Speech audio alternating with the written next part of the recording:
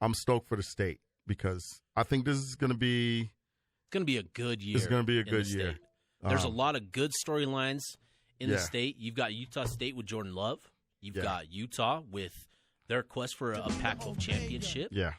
You've got BYU with Zach Wilson and everything going on down there with their schedule coming up. It's going to be tough, but there's a lot of optimism down there in BYU. They've got a lot of guys returning, so there's that schedule, though. It's tough. That schedule's ridiculous. Tough.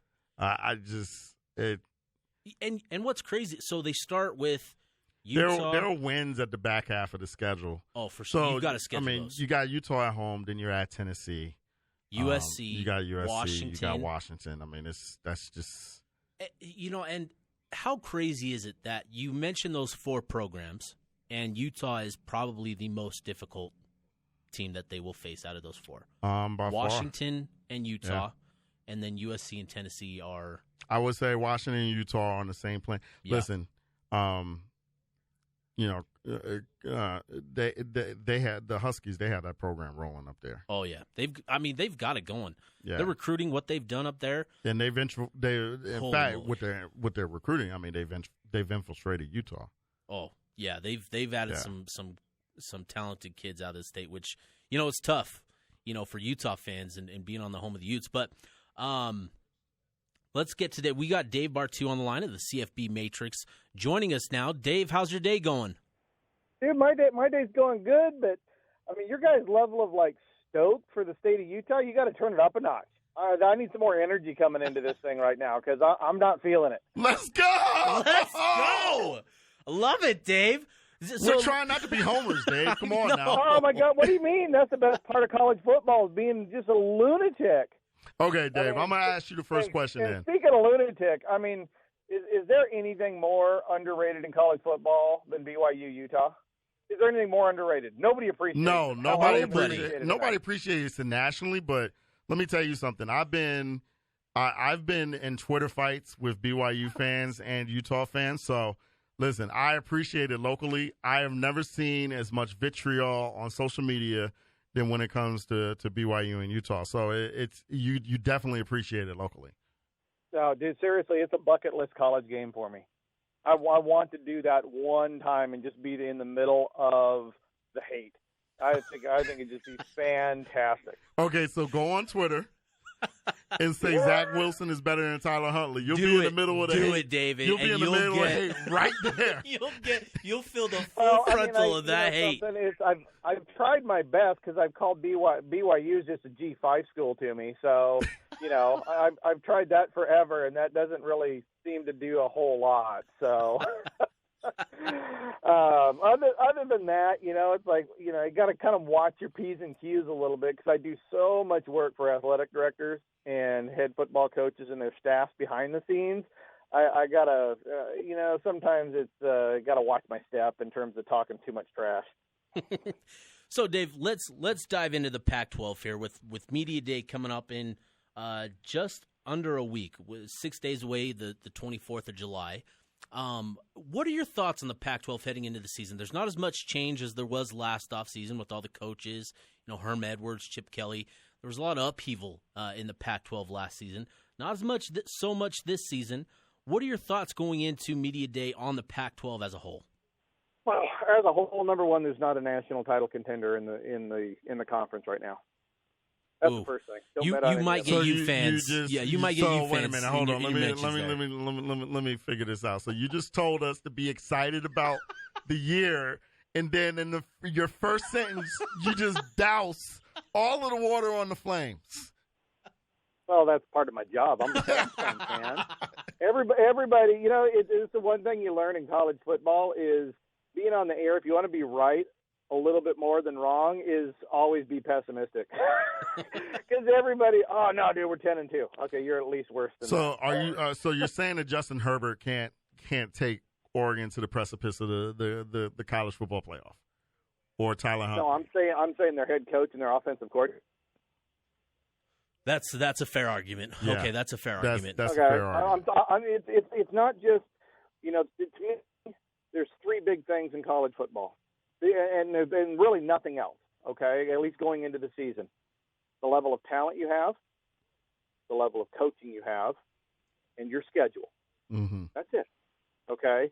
Now, it's interesting. I find this – here's part of the psychology of college football I find very interesting, in that since we've gone to this 14 playoff system, that's kind of what college football has all of a sudden been all about. You know, because I just said, look, you don't have a national title contender amongst you, Utah included. Okay? And it's like, oh, man, what a downer. So it's not a downer if you win the South and win the Pac-12 title and go to the playoffs and lose the first game. You know, it's so, I mean, you're talking about there's only a handful of teams that are really national title contenders. Last year there were 3. Okay, Ohio State, Auburn, and Clemson. Those are your 3 national title contenders going in. Everybody else was going to lose if they got there. All right? So when I'm looking at it from a Pac-12 standpoint, is you only have a handful of teams with enough talent to get to the playoffs and win a football game, but all of those teams don't have either the elite talent and or the combination of good coaching. And it takes both. If you look at all of the national title winners this century, not in these last few years, this century, they all have a combination of elite talent and high-level offensive and defensive coordinator coaching. That's what wins it, and that combination just doesn't exist in the Pac-12 this year. Well, one of the things that I think also helps is the strength of your conference. Obviously, like when the SEC goes out of conference, they win football games. You know, how important is the preseason going to be for the Pac-12? How important is it for them to go out of conference and flat out win their elite and marquee football games so that they have the strength of schedule so that at least there's a pathway? Because last year, Washington goes out of conference, they lose to Auburn, and then basically the Pac-12 is out in week 1. Mm-hmm. So how important is that? Yeah. Well, I mean, number one, it's important to win all your football games, right? I mean, seriously, you want to go 13-0 and take all question out of your ability to get into the playoffs.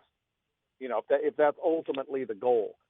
But when it comes down to winning outside of the conference, I don't buy into this. The Pac-12 needs to do this.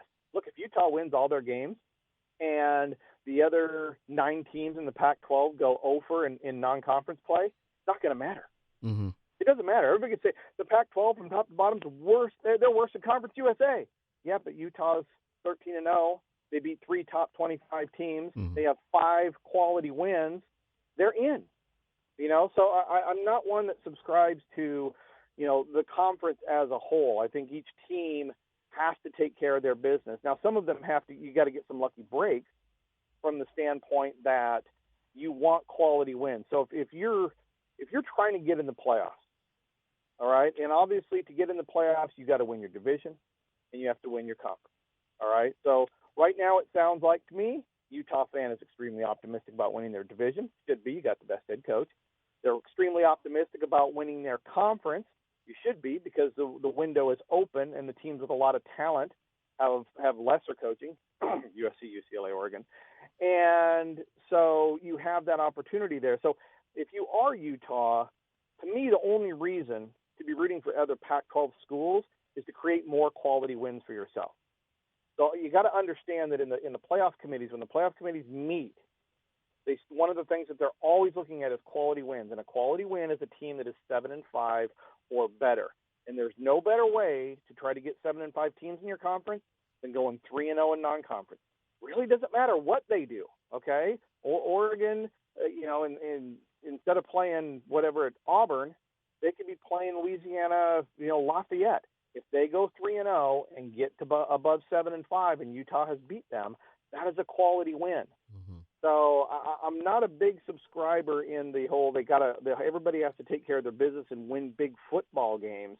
I think it's more of you're hoping, Utah fan, everybody wins their games, then you turn around and beat them, which helps your perception. It helps your numbers in trying to get into the playoffs. With that said, Dave, obviously Utah is the clear-cut favorite in the South, but you know, looking at the rest of the South Division, it's a mess. Like, there are people that saying like USC is the likely number 2. People are saying UCLA, even Arizona State Colorado is kind of the guy that's left out of the conversation, but even Arizona is a team that a lot of media folks and those that follow this kind of point to as a team that can challenge for second in the South.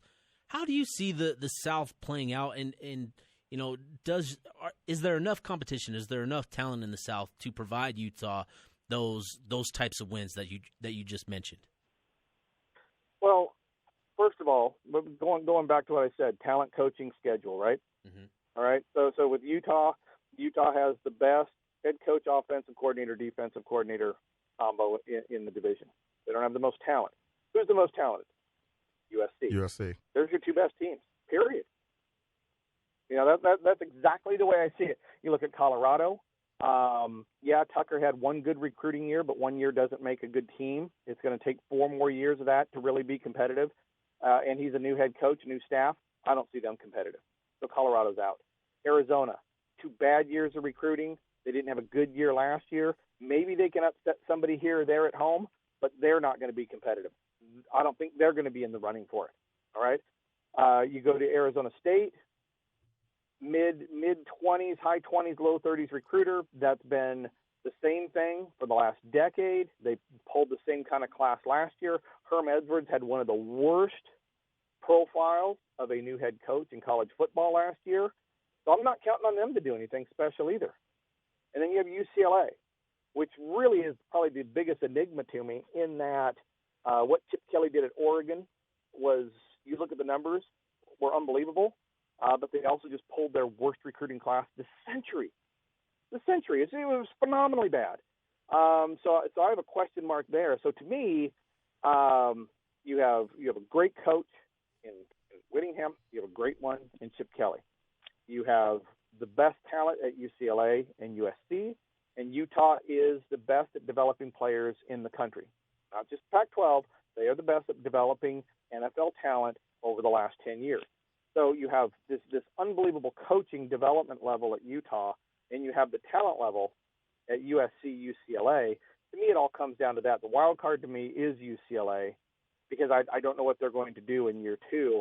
I think the South is going to go through that Utah-USC game. Can the talent of USC and inferior coaching beat better coaching at Utah? When you look at the University of Utah and you look at this year, what is it that makes everybody look at them and say, "Oh, okay, this is the year. This is the top 10 team that Kyle Whittingham has been waiting for"? Is it the depth? Is it the top end talent with Moss and Huntley? Is it the defense? Just what is it overall? Is it just a little bit of everything? It's probably for everybody to give you a different answer on something like that. For myself, I don't even look at the players. I mean, you mentioned Moss and some other guy. I don't, I tell story with the numbers, so I don't go into that player depth. So there's a lot of people that would look at the players, they look at the returning starters, they look at line depth, offense and defensive line, and so forth. But one of the things is look at the Utah schedule. Okay, who are you not playing in the North? Oregon. And so Stanford. There's a top 3 talent in the conference you're skipping. Do you get Stanford? No, you miss Stanford. You miss Stanford, miss Oregon, but you're at Washington. So look at this. So look at this schedule. So this is what I love talking about the schedule because I think fans so often overlook this. So on your crossover games, you are missing 2 of the 3 most talented teams in the opposite division. Boom, checkbox. Awesome. Okay, that is cool. Now, Utah, Washington, on the road or at home? On the road. On the road. Okay, so there's your one negative, and probably looking at it, you'd probably circle, that's going to be a loss. All right? It's maybe a 50-50, 60-40, 65-35 game, but being on the road, that's a schedule negative. You have Washington State, which is recycling a quarterback. You have Oregon State, which is arguably at its lowest point ever. I think Cal's going to be a good football team. That's probably going to be your that'd be a game you'd overlook. Okay, that one is going to be sneaky tough. So on game week for Cal, make sure everybody stays focused on that one, because that's an easy one to go by. Then you look at the South, and we kind of just went through this. This is why you got to be excited about it. And to me, this is a window of opportunity. And I talk about this all over the country all the time, is teams that aren't elite or top recruiters, which Utah's not a top 25 recruiter, they have to rely on two things. They have to rely on coaching and player development and an opportunity where everybody else is a little bit down, okay? So you have Arizona State still going through coaching transition. You have Arizona's second-year coaching transition, Colorado first-year coach, UCLA second-year coach, USC, God knows what USC is. I mean, Helton's on the proverbial hot seat, and he just brought in a new offensive coordinator, which pairs terribly with his poor defensive coordinator. Pendergast is average at best as long as he's with an offense that plays slow. Now USC wants to go up-tempo. I think the USC defense is going to fall apart. So when you look at the sum of this schedule and what's going on, I don't know how you can't be excited about it, because this window is there. And it's not just like a one-year window. This could be a multiple-year window looking forward, because these teams, I don't think they're going to be very well coached in the Arizona State, Colorado. So you have that opportunity. You have the schedule opportunity. I think, I personally understand where people are coming from on the Utah side, because for me, the schedule, who they're playing and who they're not playing, as well as the talent and development at Utah, I think this is as good as an opportunity as there's ever been for the Utes to go out there and win the conference.